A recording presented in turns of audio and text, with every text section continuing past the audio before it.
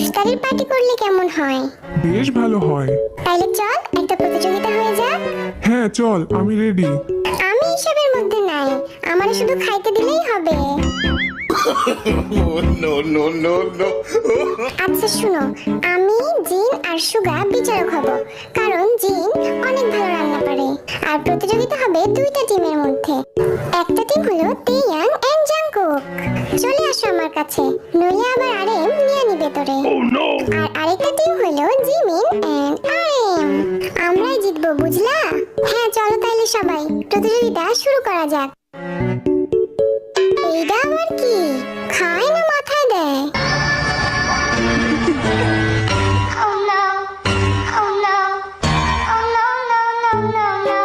অ্যাপ্রনে পড়তে পারে না?